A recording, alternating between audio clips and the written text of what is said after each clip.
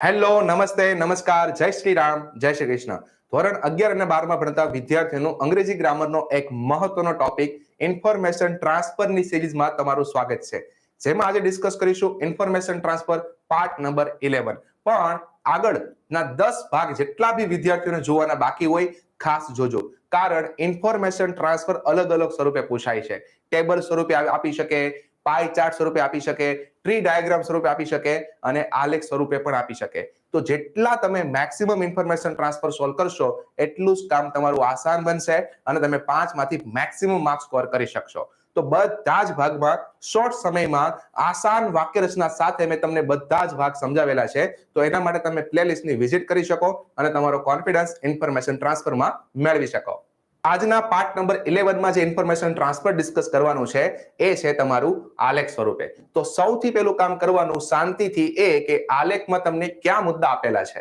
Yes, overall આલેખ શું કહેવા માંગે છે અને એ તમને સમજાઈ જાય પછી તમે ગ્રામરની કઈ પ્રકારની વાક્ય રચના વાપરશો અને તમે ઇન્ફોર્મેશન ટ્રાન્સફર લખશો એ તમારે ઓબ્ઝર્વેશન કરવાનું હોય છે. તો ચાલો સમજીએ આ આલેખને. તો સૌથી પહેલું કામ કરવાનું સૂચના વાંચવાનું.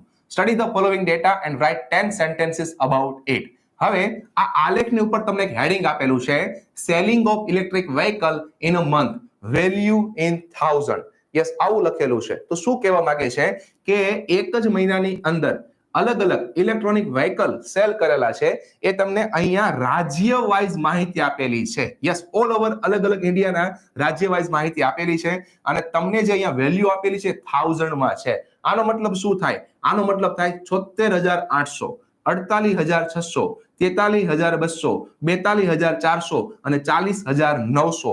આ પ્રમાણે તમને રાજ્ય વાઇઝ ઇન્ડિયામાં તમને કેટલા વ્હીકલ ઇલેક્ટ્રિક વેચાયા એ તમને માહિતી આપેલી છે. તો આ માહિતીને તમારે ટ્રાન્સફર કરવાની છે વાક્ય સ્વરૂપે. તો ચાલો આસાન ભાષામાં સમજાવતો જાવ. તો પહેલી વાત તો તમારે ઓવરઓલ જે આ ચાર્ટ છે એ શું કહેવા માંગે છે એનું વાક્ય લખવાનું. તો હવે તમારા માટે આગળના 10 ભાગને આધારે આ વાક્ય આસાન થઈ ગયું હશે કે this column graph gives us the information about. આ ભાગ તો ફિક્સ લખવાનો છે. ત્યારબાદ અહીંથી લઈને તમારે બેઠે બેઠું લખી નાખવાનું. તો ચાલો આ પહેલું વાક્યને તમને લખાણ સાથે સમજાવી દઉં.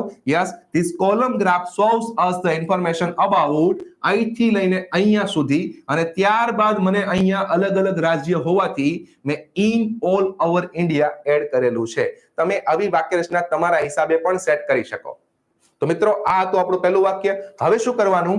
આ આલેખમાં તમને અલગ અલગ 5 કોલમ આપેલા છે, એના આપણે 5 વાક્ય બનાવીશું. હવે આ 5 વાક્યમાં અમુક વાક્યમાં તમે ગ્રામરની રચના ચેન્જ કરી શકો. જેમ કે આ પાંચેયને ઓબ્ઝર્વ કરીએ તો મને આ ગ્રાફ સૌથી વધારે દેખાય છે અને આ ગ્રાફ સૌથી ઓછો દેખાય છે. તો જ્યાં આંકડાકીય માહિતી આવે ત્યાં તમને ખબર જ છે ત્યાં તમે ડિગ્રીનો ઉપયોગ કરી શકો. યસ, તો જ્યાં વધારે છે ત્યાં હાઈએસ્ટ અને જ્યાં ઓછું છે ત્યાં હું લોએસ્ટ મતલબ સુપરલેટિવ ડિગ્રીથી વાક્ય બનાવી શકું.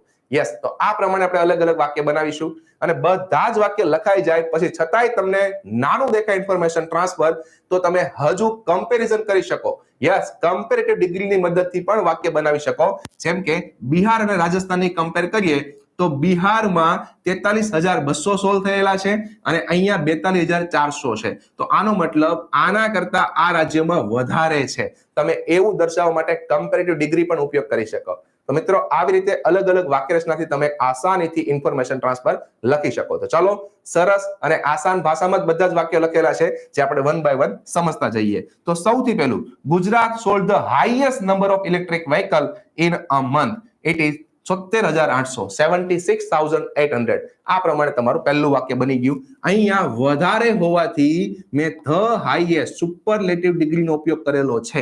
આવું તમે વાક્ય રચનામાં એડ કરી શકો. અને સાદા ભૂતકાળમાં વાક્ય રાખેલું છે સોલ્ડ, વેચ્યા. ક્લિયર? આગળનું વાક્ય જોઈએ મહારાષ્ટ્રનું, જેમાં હું રાજ્ય પહેલા લખીને વાક્ય લખું તો કંઈક અલગ પ્રકારની વાક્ય રચના બનશે. In Maharashtra the number of electric vehicle sold is 48600 in a month. આવી રીતે તમે એક એક વાક્યમાં થોડીક વાક્ય રચના ચેન્જ કરી શકો. જે પેપર ચેકર સામે સારા લેવલ ઇમ્પ્રેશન પાડશે એમને ખ્યાલ આવશે કે આ વિદ્યાર્થીને અલગ અલગ ઘણી બધી વાક્ય રચનાનું નોલેજ છે. ચાલો ત્રીજી વાક્ય રચના. હવે એક વાક્ય રચના આ હતી, બીજી આ હતી, તો તમે ત્રીજી પાછી રિપીટ પણ કરી શકો અથવા તો બિહારને હું સાવ સિમ્પલ ભાષામાં તમને સમજાવી દઉં. જો Bihar sold 76800 electric vehicle in a month. તો બહુ ઈઝી ભાષામાં સાદા ભૂતકાળમાં ખાલી સિમ્પલ વાક્ય બનાવી નાખ્યું. યસ, આવા ફેરફાર કરી શકાય. નેક્સ્ટ, હવે જે વાક્ય આવેલા છે એની આધારે બનાવતો જાઓ. જેમ કે જે આપણું મહારાષ્ટ્ર વાળું વાક્ય હતું, સેમ એના જેવું વાક્ય રાજસ્થાનનું બનાવવું. In Rajasthan, the number of electric vehicles sold is 42,400 in a month. તો મહારાષ્ટ્રમાં જે વાક્ય રચના હતી સેમ રાજસ્થાનની એ મેં વાપરીને બનાવી.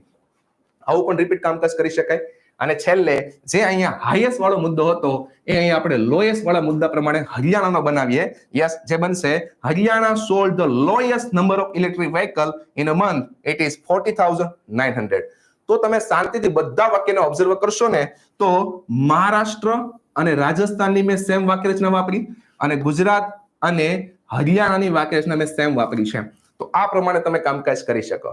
હવે શું કરીએ આપણે? મેં તમને કીધું આ બેનું હું કમ્પેરિઝન કરું. ચાલો, જે નેક્સ્ટ વાક્યમાં તમને મેં બતાવી દઉં છું. તો અહીંયા હું બિહાર અને રાજસ્થાનને હું કમ્પેર કરીને તમને હું બતાવું છું કમ્પેરેટિવ ડિગ્રીની મદદથી. જોજો, હિયર વી કેન સી, અહીં આપણે જોઈ શકીએ, આવું પણ એક્સસાઇડ કરી શકાય.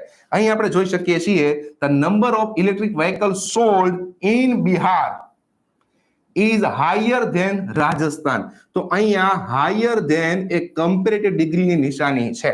તો આ પ્રમાણે તમે અલગ અલગ વાક્યરચનાનો ઉપયોગ કરીને ઇન્ફોર્મેશન ટ્રાન્સફર કરી શકો છો. ઓલ ઓવર જે કઈ માહિતી છે બધી આવી જવી જોઈએ. આ મુદ્દો ખાસ મગજમાં રાખવાનો. તો મિત્રો, આશા રાખું છું તમને આ ભાગમાં આલેખનો મુદ્દો આરામથી સમજાઈ ગયો છે. આવી રીતે અલગ અલગ મુદ્દા ડિસ્કસ કરતા રહીશું, આસાન ભાષામાં, સરળ મેથડથી, સરળ પ્રેઝન્ટેશન ટ્રીકથી. મળીએ નેક્સ્ટ લેક્ચરમાં. થેન્ક યુ, આભાર.